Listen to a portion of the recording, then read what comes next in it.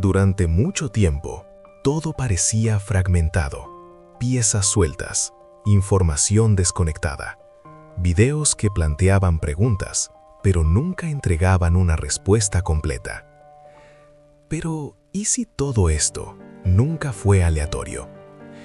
¿Y si cada detalle, cada silencio, cada mensaje borrado, cada información incompleta, siempre formó parte de algo mayor?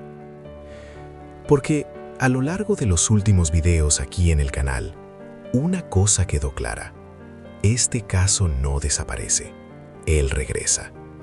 Y con cada regreso, trae algo nuevo, algo que cambia la forma en que todo es visto. Comenzó con pequeñas señales, la música que nunca fue lanzada, el celular, los mensajes borrados, el comportamiento que parecía diferente, el silencio, el funeral. Cada uno de estos puntos, de forma aislada, parecía solo un detalle más. Pero cuando juntas todo, dejan de ser coincidencias y empiezan a parecer un patrón. Y eso es exactamente lo que vamos a hacer hoy. Por primera vez, organizar todo, de principio a fin, sin saltar etapas, sin ignorar nada. Documentos, relatos, testimonios, contradicciones y hasta las teorías más pesadas, esas que mucha gente evita comentar, pero que siguen apareciendo. Porque tal vez lo que hace este caso tan diferente no sea solo lo que ocurrió, sino el hecho de que hasta hoy nadie ha logrado explicarlo completamente. Y tal vez eso no sea por falta de información, sino por el exceso de cosas que no encajan. Así que quédate hasta el final, porque lo que estás a punto de ver no es solo una historia. Es una reconstrucción y puede cambiar completamente la forma en que ves todo esto. Para entender por qué este caso sigue regresando, es necesario volver al inicio, antes de las teorías, antes de los mensajes, antes de los videos, antes de que todo se transformara en esto que estamos viendo hoy. Porque, al principio, nada parecía fuera de lugar. Yumen Long era visto como un nombre más dentro de una industria extremadamente controlada. Una industria que ya fue discutida aquí en el canal. Una industria donde los contratos son rígidos, donde la imagen es cuidadosamente construida, donde los comportamientos son monitoreados, y donde, muchas veces, lo que el público ve es solo una parte muy pequeña del todo. Y esto es importante entenderlo, porque muchos de los elementos que surgieron después solo tienen sentido dentro de este contexto. Al inicio no había grandes sospechas, no había teorías, no había discusiones intensas, solo había presencia, contenido, apariciones, una trayectoria que, para quien observaba desde fuera, parecía seguir el flujo normal de la industria. Pero fue exactamente ahí donde comenzaron a aparecer las primeras señales. Nada obvio, nada que pudiera señalarse inmediatamente, pero pequeños cambios, pequeños detalles, cosas que por sí solas no significaban nada, pero que con el tiempo empezaron a llamar la atención. Y eso es lo que ya comenzaste a explorar en los videos anteriores.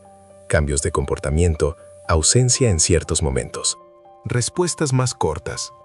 Publicaciones que parecían diferentes. Nada concreto, pero suficiente para crear una sensación.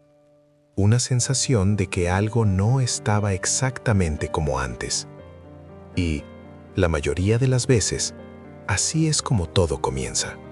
No con un gran evento, sino con pequeñas diferencias que, poco a poco, se van acumulando. Y el público percibe eso, aunque no sepa explicarlo, aunque no tenga pruebas, aunque no pueda señalar exactamente qué cambió.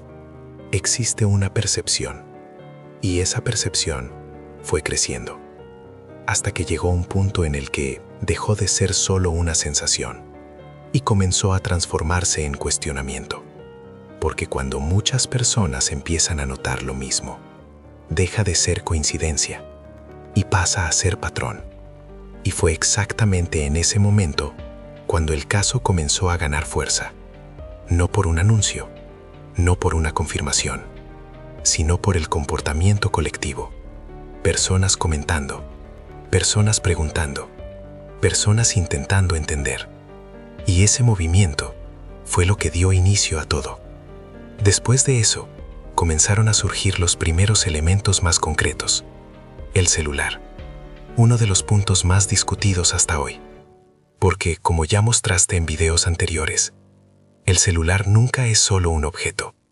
Es un registro, un historial, una línea del tiempo. Y cuando un celular entra en una narrativa como esta, no trae solo información, trae posibilidad. Posibilidad de reconstruir, posibilidad de entender, posibilidad de descubrir qué ocurrió antes. Y fue exactamente eso lo que hizo que este elemento ganara tanta fuerza. Porque abrió puertas. Puertas que, hasta ese momento, estaban cerradas. Y poco después, llegaron los mensajes. Tal vez el punto de inflexión más importante de toda la historia. Porque cuando empezamos a hablar de mensajes borrados, todo cambió. Ya no era solo sobre comportamiento. Ya no era solo sobre percepción. Era sobre algo que existió y dejó de existir. Y eso crea una tensión completamente diferente. Porque cuando algo desaparece, no desaparece solo. Es eliminado. Y eliminar algo siempre plantea la misma pregunta. ¿Por qué? Y fue exactamente esa pregunta la que hizo que el caso explotara. Porque a partir de ese momento, el público dejó de solo observar y comenzó a investigar. Y cuando eso ocurre, no hay vuelta atrás. Cada detalle pasa a ser analizado. Cada información es revisada. Cada video adquiere una nueva capa. Y fue exactamente eso lo que ocurrió con tu contenido. Videos que antes se veían como piezas aisladas, comenzaron a verse como partes de algo mayor, como capítulos, como etapas de una misma historia. Y eso es lo que sostiene el crecimiento.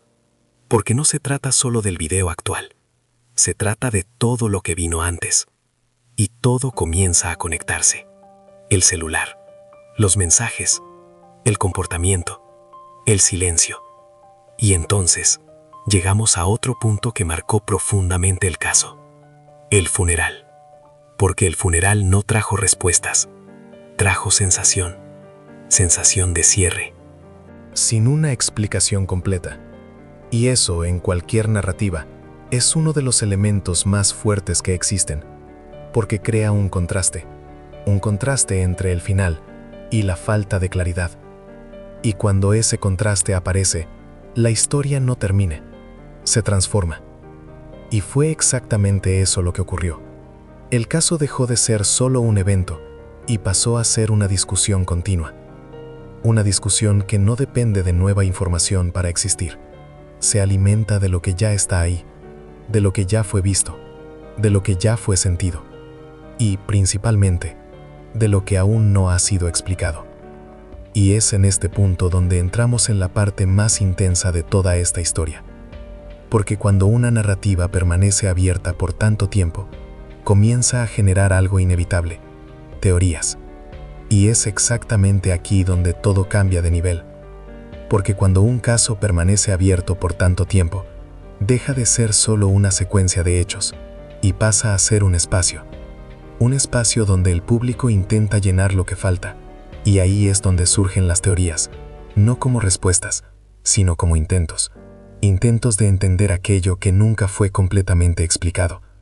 Y en el caso de Yu Menglong, estas teorías comenzaron a surgir con una intensidad mucho mayor de lo normal, no porque hubiera una única explicación dominante, sino porque ninguna explicación parecía suficiente. Y cuando ninguna explicación cierra completamente, la mente busca alternativas. Y fue exactamente eso lo que comenzó a ocurrir. En los comentarios de tus videos, en las discusiones que se formaron, en diferentes comunidades en línea, una cosa quedó clara. Las personas no solo estaban viendo, estaban intentando armar el rompecabezas. Y cada una de esas piezas dio origen a una línea de pensamiento diferente. Algunas más simples, otras mucho más pesadas. Una de las líneas que comenzó a aparecer con más frecuencia fue la de que el caso podría involucrar mucho más de lo que se mostró. no como afirmación, sino como cuestionamiento. La idea de que dentro de una industria tan controlada, existen capas que no llegan al público, capas que muchas veces permanecen invisibles. Y cuando surge un caso como este, esas capas comienzan a ser consideradas. Algunas interpretaciones plantearon la posibilidad de que podría haber presiones internas, presiones que no aparecen en entrevistas, que no aparecen en redes sociales, que no aparecen en versiones oficiales. Y eso, por sí solo, ya es suficiente para generar inquietud, porque cambia completamente el escenario, de algo aislado a algo estructural. Pero no se detuvo ahí. Otras teorías comenzaron a ir más allá, mucho más allá. Y es importante dejarlo claro, no son hechos, son discusiones, son hipótesis que surgieron justamente por la ausencia de respuestas completas. Entre estas hipótesis, algunas comenzaron a sugerir la posibilidad de participación en redes más complejas dentro de la industria, no de forma confirmada, sino como un intento de explicar lo que no encaja. Y eso comenzó a llamar la atención.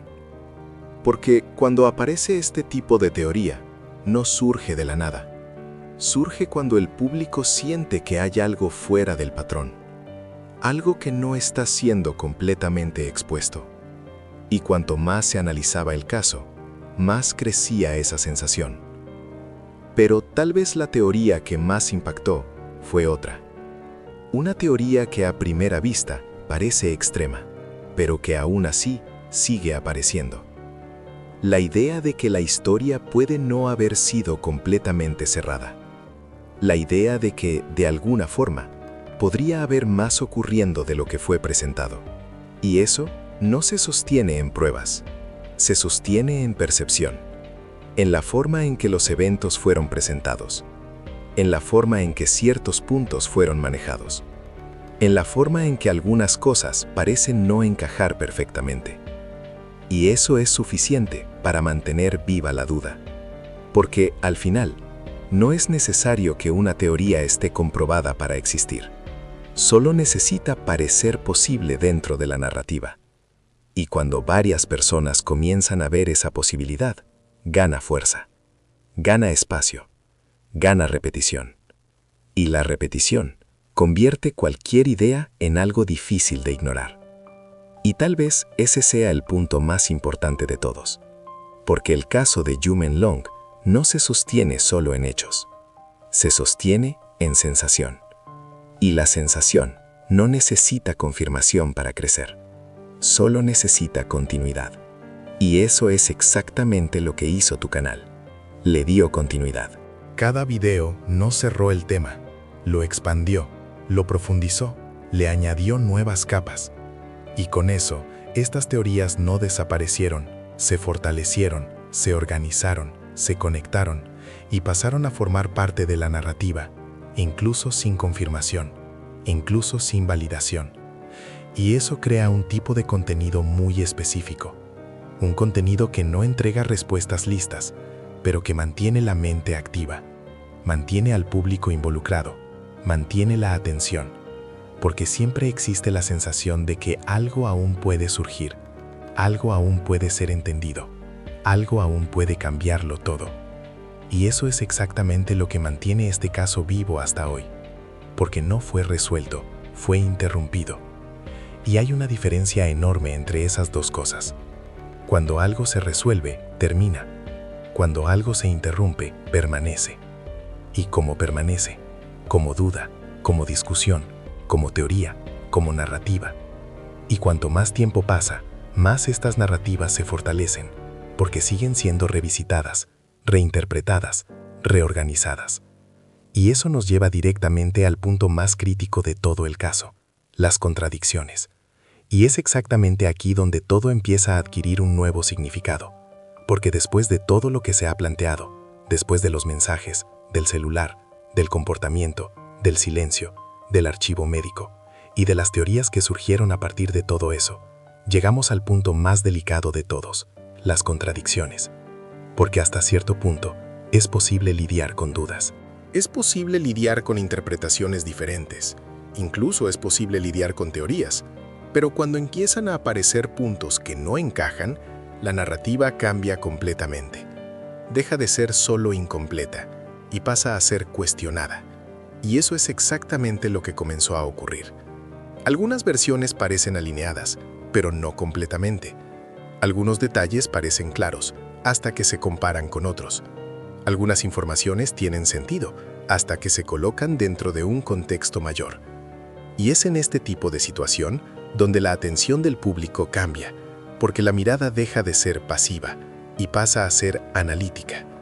Y cuando el público comienza a analizar, cada detalle importa, cada diferencia llama la atención, cada pequeña inconsistencia gana peso, y eso crea algo muy poderoso: desconfianza.